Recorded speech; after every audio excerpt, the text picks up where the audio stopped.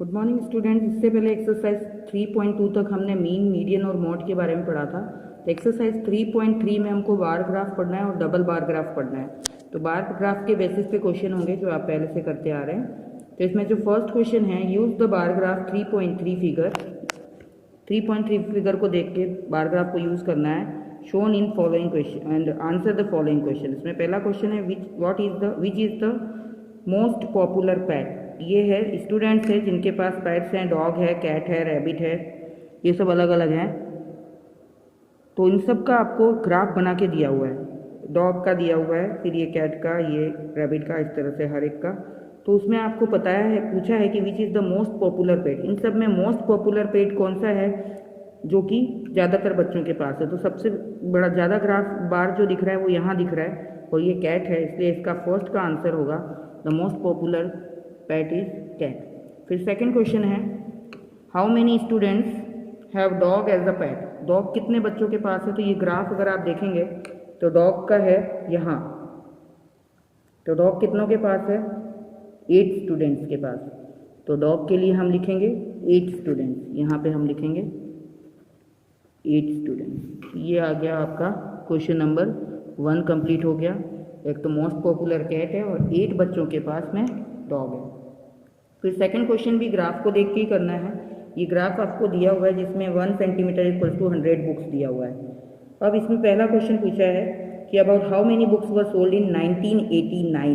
अब हमको एग्जैक्ट यहाँ पे मार्क करके नहीं दिया है। 1989 में अगर हम लाइन खींचेंगे डैश डैश से तो ये आधे के ऊपर यानी 3/4 पार्ट तक आती है। यहाँ पे 200 हो रहा है, ये 3/4 पार्ट तक है, यानी 100 के बाद 3/4 पार्ट यानी 175 हो गया।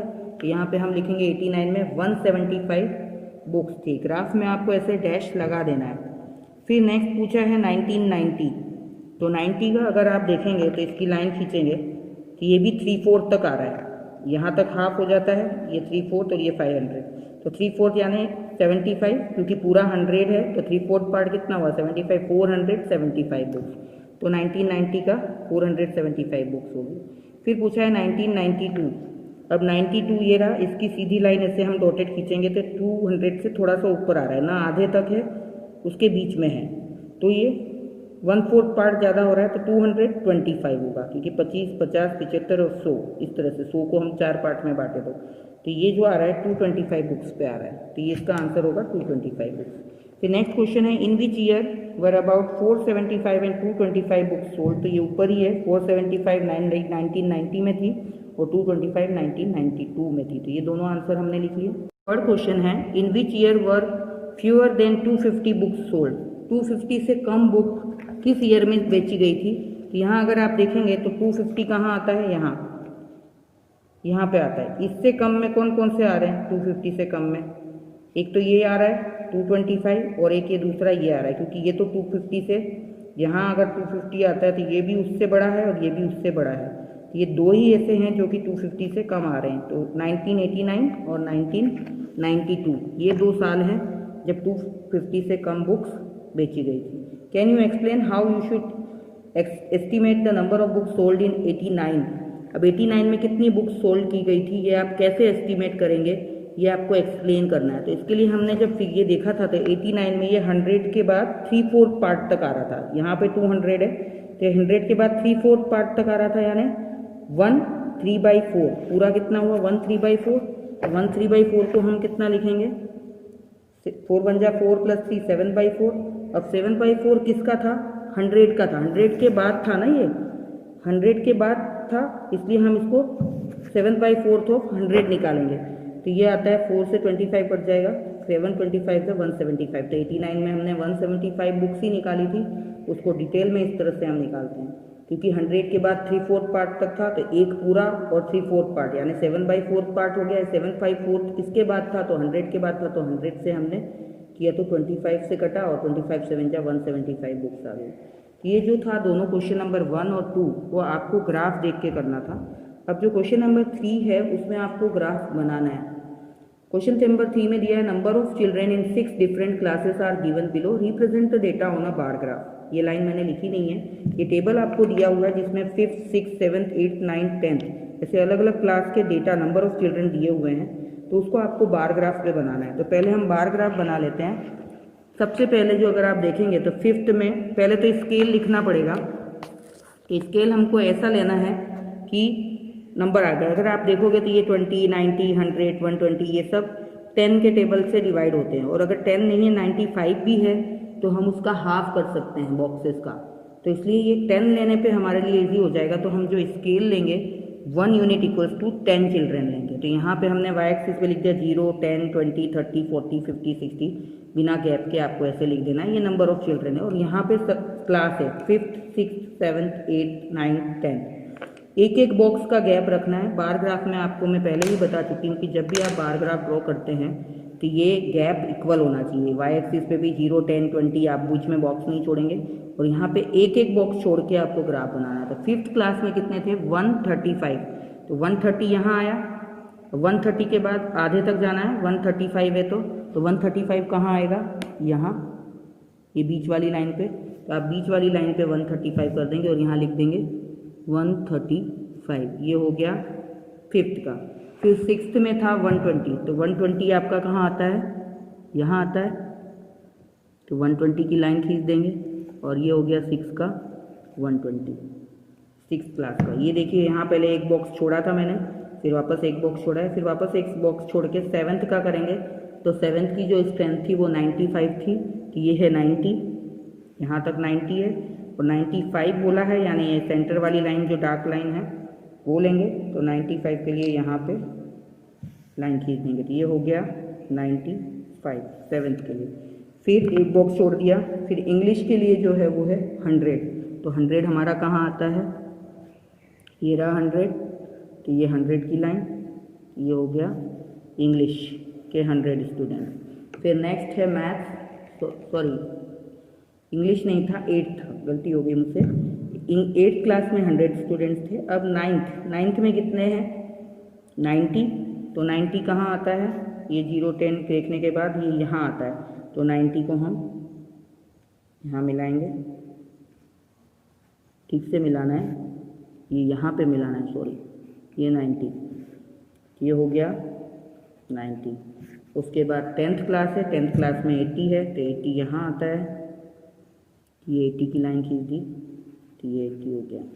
यानी अब आप ग्राफ देखिए। पहले तो ग्राफ में आपको स्केल लिखना होता है कि 1 यूनिट जो है वो 10 चिल्ड्रेन के बराबर है, और फिर ये 0, 10, 20 करके हम पूरा लिख देते हैं, ये नंबर ऑफ चिल्ड्रेन है। और यहाँ पे क्लास लिख देते हैं 5th, 6th, 7th, 8th, 9th, 10th, एक एक बॉक्स छोड़ के।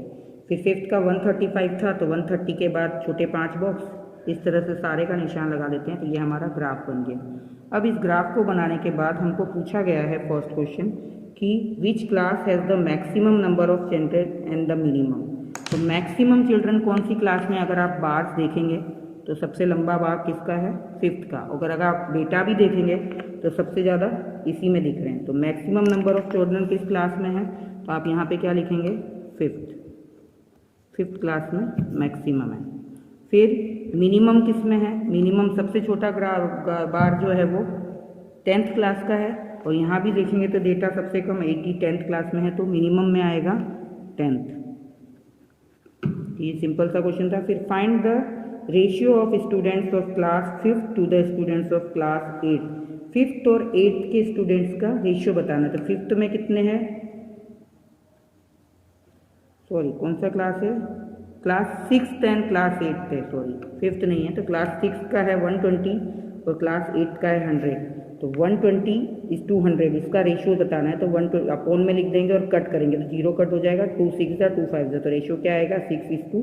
पहले 6 का लिखेंगे और फिर 8 का लिखेंगे। तो 120:100 इसका रेशियो निकालना है, कटिंग करेंगे तो 6:5 रेशियो आएगा। तो ये क्वेश्चन था जिसमें आपको ग्राफ बनाना था इस तरह से। ग्राफ में ये इन्फॉर्मेशन, स्केल और फिर ग्राफ, ये सब कंपलसरी होता है जो कि आपको करना होता है। इसको आप ब्लैक नहीं करेंगे, सिंपल ही रखेंगे, बीच में खाली इसकी वैल्यू डाल देंगे। ये ग्राफ बना के ये आपको आंसर देने थे। ये क्वेश्चन नंबर 3 था। क्वेश्चन नंबर 4 में फर्स्ट टर्म और सेकंड टर्म के मार्क्स दिए हुए हैं, परफॉर्मेंस दिया हुआ है स्टूडेंट्स का। Draw double bar graph choosing appropriate scale and answer the following. यानी इस डेटा का आपको डबल बार ग्राफ बनाना था। इसमें भी स्केल हम क्या लेंगे, 10 20 से काम चल जाएगा, 95 मैक्सिमम है, 70 है, तो हम 10-20 वाला स्केल लेंगे, 10, 20, 30, 40। तो उसमें अगर हमको 67 भी चाहिए तो 60 के बाद 7 छोटे बॉक्स ले सकते हैं। तो हमारा जो स्केल होगा वो 10-20 वाला होगा। तो पहले हम इसका ग्राफ बना लेते हैं। तो इस डेटा के हिसाब से फर्स्ट टर्म में जो इसके मार्क्स थे इंग्लिश में वो 67 थे। तो ये हमने देखिए यहाँ पे स्केल लिखा है 1 यूनिट इक्वल्स टू 10 चिल्ड्रेन। इधर मार्क्स है, सॉरी ये चिल्ड्रेन वाला नहीं है, ये मार्क्स है। तो यहाँ पे हम लिखेंगे 1 unit equals to 10 marks, 1 unit equals to 10 marks. यहाँ पे 10, 20, 30 हो गया। यहाँ पे सब्जेक्ट हो गए। अब टर्म 1 टर्म 2 दोनों हैं, तो एक बॉक्स छोड़ने के बाद टर्म 1 टर्म 2 आएगा, फिर एक बॉक्स छोड़ने के बाद हिंदी का टर्म 1 टर्म 2 आएगा। तो एक एक बॉक्स ही छोड़ना है, ऐसा नहीं कि यहाँ एक बॉक्स छोड़ा यहाँ 2 छोड़ रहे हैं, ऐसा नहीं होना चाहिए, गैप सेम होना चाहिए। तो अगर आप देखेंगे तो इन फर्स्ट टर्म में इंग्लिश में जो मार्क्स थे वो 67 थे। तो ये 60 यहाँ आता है और 67 यानी ये 5, 6, 7 छोटे वाले 7 बॉक्स आपको गिनने हैं और फिर ऐसे लाइन खींच देनी है और यहाँ लिख देना है 67। तो फर्स्ट टर्म में कितने मार्क्स थे उसके इंग्लिश में 67 और उसके बाद कितने थे 70। तो अब 70 का बनाएंगे सेकेंड टर्म के लिए। तो 70 कहाँ आता है, यहाँ आता है 67 के बाद यहाँ 70। तो ये हो गया 70 का लाइन। ये इंग्लिश के मार्क्स है 67 एंड 70।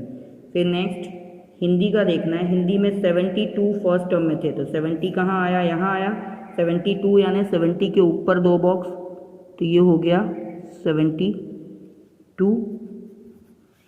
और सेकंड टर्म में आए थे 65, तो 65 के लिए 60 ये रहा, 60 के बाद 5 बॉक्स यानी यहाँ पे आएगा। तो ये 65 ये हो गए आपके हिंदी के मार्क्स। फिर नेक्स्ट है मैथ्स। मैथ्स में 88 और 95 होते। 88 के लिए क्या करेंगे, 80 के बाद 8 छोटे बॉक्स, तो 80 ये रहा, ये 80 है। 80 के बाद 8 बॉक्स गिन के छोटे आपको लाइन खींच देनी है। तो ये हो गया 88। और दूसरा है 95 यानी 90 के बाद 5 बॉक्सेस, तो ये हो गया 95। तो ये मैथ्स का हो गया। फिर टर्म 1 साइंस का है 81, मतलब 80 के बाद 1 बॉक्स, ये 80, उसके बाद 1 बॉक्स यानी यहाँ तक आएगा, ये 81। और सेकंड टर्म में था 85 यानी 80 और ये 5, तो ये 85। ये साइंस के मार्क्स हो गए। उसके बाद एसएस में है 73, तो 70 आता है यहाँ। उसके बाद 3 छोटे बॉक्स गिन लेंगे, 1, 2, 3, तो यहाँ आया 73, ये 73 हो गया। और दूसरा है 75 यानी यहाँ बीच में लेना है, तो ये 75। तो ये एसएस के मार्क्स हो गए। तो ये आपका ग्राफ बना जिसमें 1 यूनिट इक्वल्स टू 10 मार्क्स लेना है, 10, 20, 30। और उस हिसाब से ये टर्म 1 और टर्म 2 दोनों का डबल बार ग्राफ बनाया है हमने। ये इंग्लिश का डबल, एक बॉक्स छोड़ा फिर दोनों का ग्राफ, फिर एक बॉक्स छोड़ा फिर हिंदी का दोनों का ग्राफ। तो ये डबल बार ग्राफ इस तरह से बनता है जिसमें आपको साथ में लेने पड़ते हैं 2 ग्राफ। देखिए आप ध्यान से देखिए, डबल दिख रहा है। खाली ध्यान ये रखना है कि बीच में जो गैप है हर सब्जेक्ट के वो एक एक बॉक्स का ही छोड़ना है, आप कहीं 1 कहीं 2 नहीं छोड़ सकते। ये बार ग्राफ में आपको ये ध्यान रखना होता है। तब आप अगर देखेंगे तो इंग्लिश में टर्म 1 से टर्म 2 में मार्क्स बढ़े हैं, मैथ्स में भी 1 से 2 में मार्क्स बढ़े हैं क्योंकि बार लंबा हुआ है, साइंस में भी मार्क्स बढ़े हैं, एसएस में भी मार्क्स बढ़े हैं। लेकिन हिंदी में टर्म 1 में ज़्यादा थे, टर्म 2 में कम हो गए हैं। ठीक है, तो अब हम क्वेश्चंस देख लेते हैं इसके। तो इसमें जो first question, in which subject has the child improved his performance the most, इसमें सबसे ज़्यादा इम्प्रूवमेंट हुई है वो बताना है। तो अगर इसमें आप देखेंगे इंग्लिश में तो 67 से 70 हुए हैं यानी 3 मार्क्स की इम्प्रूवमेंट हुई है। इसमें तो इम्प्रूवमेंट हुई नहीं है। इसमें 88 से 95 यानी 7 मार्क्स की इम्प्रूवमेंट हुई है, इधर 3 इधर 7। इधर 81 से 85 यानी 4 मार्क्स की हुई है, इधर 73 से 75 यानी 2 मार्क्स की हुई है। तो सबसे ज़्यादा किस में हुई है, मैथ्स में। तो इसमें आंसर हम क्या लिखेंगे, मैथ्स। ये देखिए मैथ्स 95, 88 था और 95 हो गया है ना, 7 मार्क्स इंप्रूवमेंट। फिर सेकंड क्वेश्चन है, in which subject is the improvement the least, सबसे कम किस में थी। तो सबसे कम 2 मार्क्स की इसमें थी, तो सोशल साइंस 75 - 73 2 मार्क्स। फिर has the performance gone down in any subject, yes Hindi में गॉन डाउन है क्योंकि यहाँ पे 72 थे, फिर बाद में सेकंड टर्म में कम हो गए 65 आ गए। तो ये 3 क्वेश्चन के आंसर आपको लिखने थे। एक्सरसाइज का क्वेश्चन नंबर 5 और 6 जो है वो मैंने होमवर्क दिया है, एक बार डिस्कस कर लेते हैं। क्वेश्चन 5 में डबल बार ग्राफ बनाना है। ये डेटा दिया हुआ है डिफरेंट स्पोर्ट्स का, जिसमें देखना अच्छा लगना है या पार्टिसिपेट करना अच्छा लगता है, ये आपको दिया हुआ है। इसमें आप क्या करेंगे, डबल बार ग्राफ बनाना है। तो ये हंड्रेड्स में डेटा है, तो डेटा का जो स्केल लेंगे वो 1 यूनिट इक्वल्स टू 100 लेंगे। इस तरफ एक्स एक्सिस पे आप क्रिकेट, बास्केटबॉल, ये सारे स्पोर्ट्स के नाम लिखेंगे, और इधर वॉचिंग और पार्टिसिपेटिंग का आप स्केल 10, 100, 200, 300 ऐसे लिखेंगे और ये ग्राफ बनाएंगे और फिर सारे ये क्वेश्चंस का आंसर देंगे। और इसी तरह से क्वेश्चन नंबर 6 जो है उसमें चैप्टर टेबल 3.1 में जो टेबल दिया है वो आपको यूज़ करके उस टेबल के हिसाब से आपको डेटा को डबल बार ग्राफ बनाना है। कि 3.1 में जो टेम्परेचर का टेबल दिया हुआ है उसको देखना है। ये रहा वो टेबल, ये 3.1, तो इसका आपको डबल बार ग्राफ बनाना है। तो वही स्केल आप 10, 20, 30, 40 ऐसे ले सकते हैं। इसका डबल बार ग्राफ बना के ये आपको क्वेश्चंस के आंसर देना है। तो ये दोनों क्वेश्चन आप होमवर्क में ट्राई करिए, फिर हम आगे डिस्कस करेंगे। Thank you.